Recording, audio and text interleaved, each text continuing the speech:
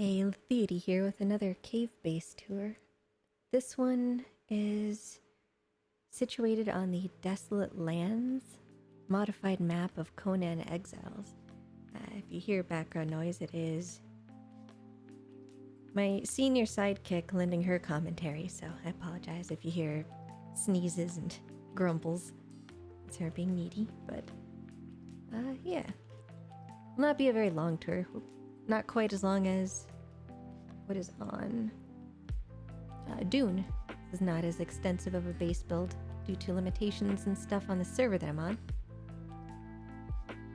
It is situated, again, this is a modified map of the original Conan Exiles map called Desolate Lands.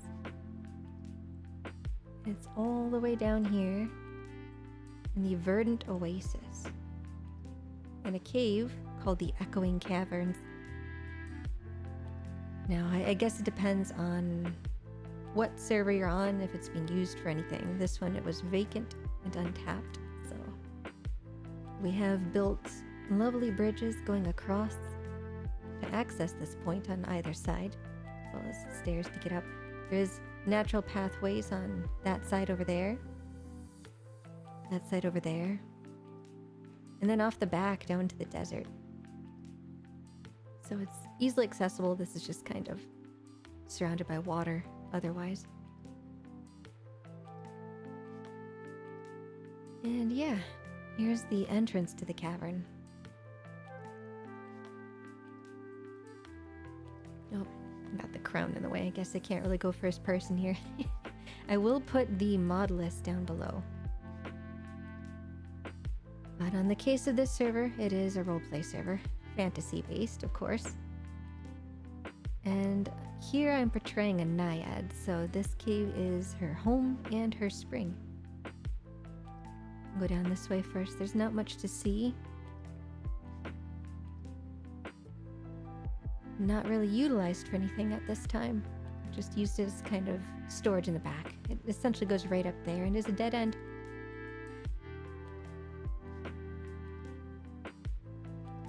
Usually I have shaders on, but in here it is extremely dark. Too dark for the purpose of recording, so I left that off.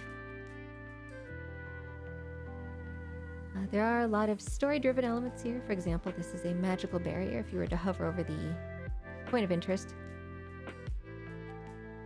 you get this little pop-up here. And that is something placed by a player. You'll also have ones on this server placed by admins. You can see here. Should probably get rid of the tiara and stuff just for the purpose of recording, but you have that lovely starry fresco from the Argosian observatory set. A lot of the decorative elements here are modded in. Again, I'll put the mod list down below, but it is an enchanting cavern. You can see I have imitated the light over there, but the lighting you see by the water here is actually natural here. It cannot be removed. So I chose to utilize it instead. Now it splits here to the left. You have a pretty expansive branch of the cavern. There are no natural occurring monsters down here, just some resources and water. It is lovely. So in this area, my character has turned into sort of a little reading nook and lounge. Got a built library here. Nothing too fancy. Again, limited on the amount of decor that I can put in, so a lot of it is just prefab, as it were, already arranged. This one bookshelf, though, is custom, so that I could have a couple of written books put in for my character. Those are interactable. You can open them, read them, pick them up, edit them. I'm going with the nymph/naiad theme. We have some Greek elements in her decor. At the back of this, oh, I should probably pick up that old POI, but this is where she sleeps. Being a naiad, she can sleep underwater, so her bed is beneath a waterfall. Nothing fancy, just personal storage and, you know, some greenery. Most of the plants you see in here, though, are natural. Very little had to be done.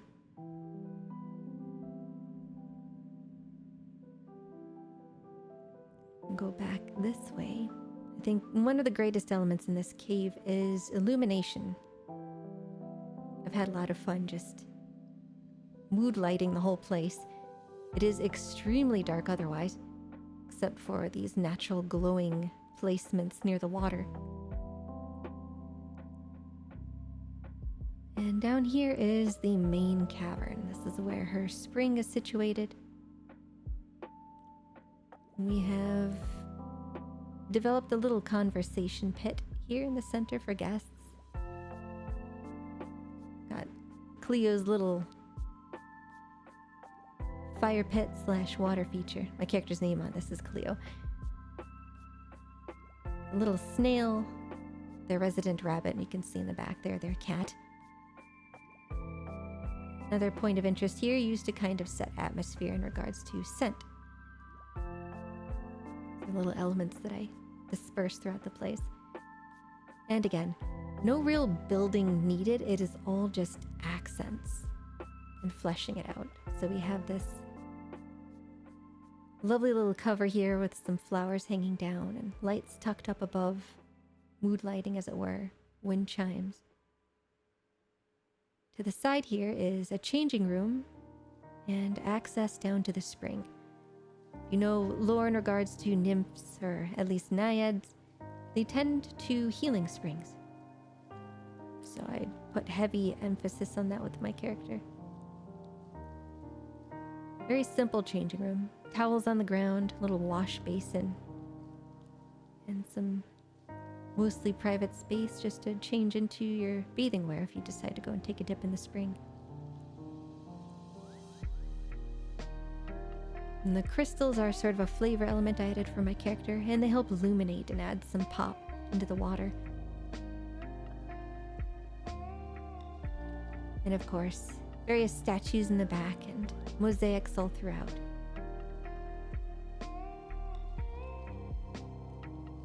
The focal point of the spring, apologies for my chair crunching, there's a little chair. Another POI in here just to describe what you might see if you peer in through the door. Nothing too fancy. This is where all the magic happens for my character to kind of maintain the spring and keep it pure. It's sort of what they would call an RP hook, I guess, a story hook. If someone did wish to do harm to the spring, this would be the point they would focus on. It's just a nice little meditative space of sorts. Oh, and there goes the boss. Got the few bits of furnishing in here, and then the focal point. Again, more of these lovely starry frescoes.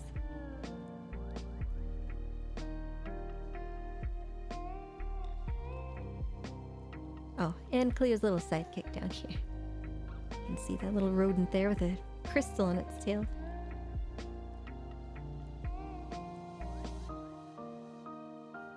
Moving on towards the back of the cavern. Again, more of this pristine deep water. No other cave access or anything down below. It's just a nice deep pool. These waterfalls. There's some ledge space up behind me. You can see up there. It's not being utilized currently. Perhaps in the future. Now in the back here, this is an alchemy / sleeping quarter for a druid, another resident of this cave.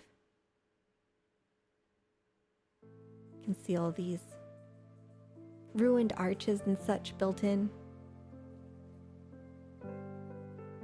Give it that sort of rustic cavern feel.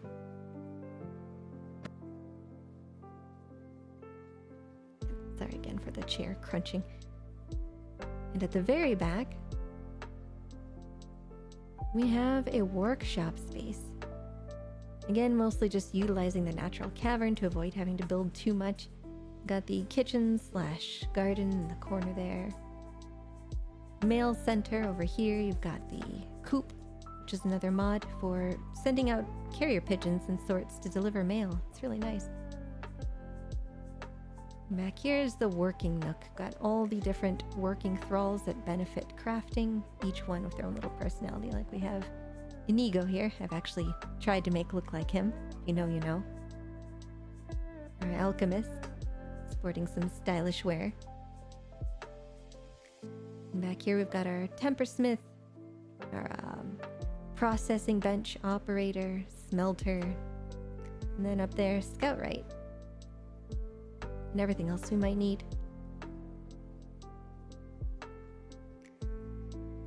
At the very back here is our storage area / treasury. Again, not a whole lot going on due to limitations. The boss has returned, by the way. If you hear any noise in the background, come here. I see your ears. Chloe. Come on. Chloe Beans. Why are you being a creep? Ma'am. Come on. Come on. You can't. You know how to get up. Apologies. She is a senior. She has some choice problems. You can get up. There you go. Oh, and she gave up. Come on. There you go. Good girl. Yes, any background noise you might hear. Got this one to blame. You good now? You're gonna nuzzle my hand. I'm trying to do a tour here, little one. Apologies. And yes, that is the storage nook. Again, utilizing some of these starry frescoes just to add a little pop in the hallways. Try to add details using structures, since we don't really deal much with architecture limits in this regard. It's more just decor and placeables. Does depend on the server you're on. If you are single player, you could deck this place out as much as you wish, which would be lovely, but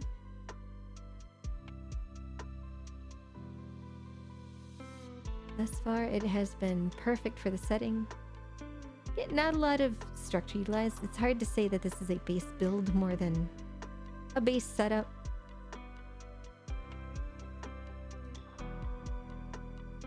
Moving back out though, I will show off a little bit more of the exterior and the surroundings if you're interested in checking this map out. It is an expansion of the OG Exiled Lands map,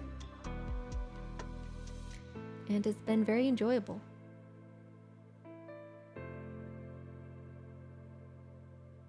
So we started out on a fishing wharf. You can see over here we've got a little stable set up for guests as well as our own personal mounts. You can see some of the space is vacant at the moment.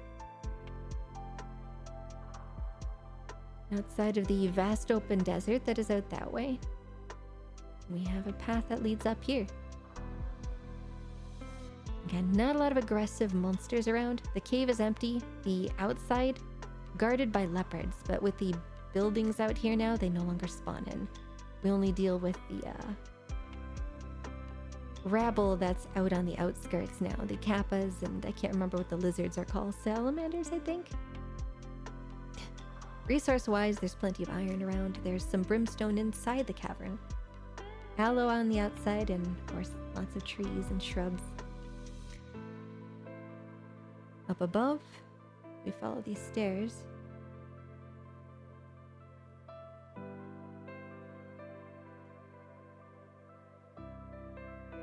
I am keeping the SFX off. There is quite an audible rumble inside that cavern, and it can irritate some people, so it's going with the sound of my voice and the music. But you can see there, lots of blood crystal beasts surrounding this whole oasis. It's kind of like a little crater here, and lots of rock noses.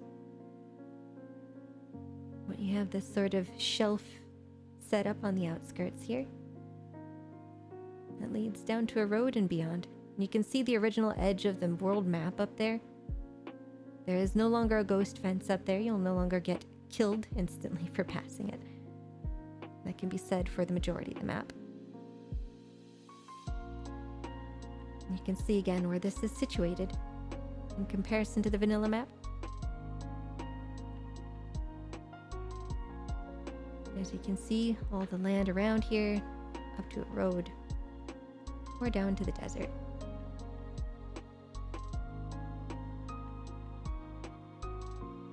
Not too far to travel to get access to silk.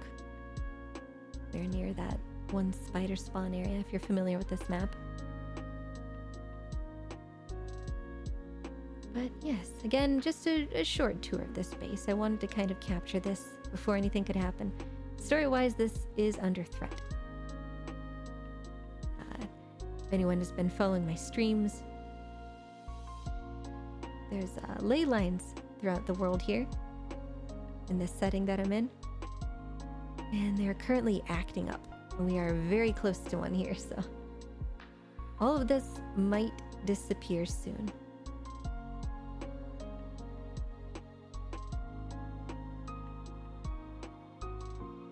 Do one more trip through the cavern here.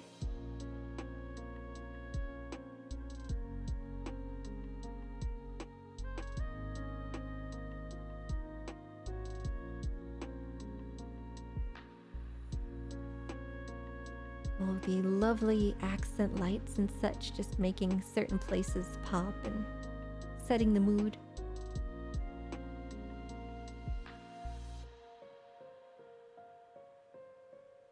The rabbit has decided to just perch itself on the water. That is perfectly fine. And yeah, no glaring issues building down here at all. Everything is easily accessible. I've had no problems placing structure or decor down whatsoever. You just have to be mindful of any placements blocking the natural resources here. Like for these, for example, I try to avoid putting anything down because that would stop them from spawning. So beyond that, that is the Desolate Lands cave-based build. I hope you found it interesting. If you have any questions, do feel free to leave something in the comments. I will definitely look into it. But yeah, thanks so much for watching. I know I'm not the best at editing or giving these tours, but I do try. And if you liked it, please give me a follow. I'll hopefully have some more base tours soon, or even little base builds. Just relax and see what I can come up with. But we'll see. Have a great day.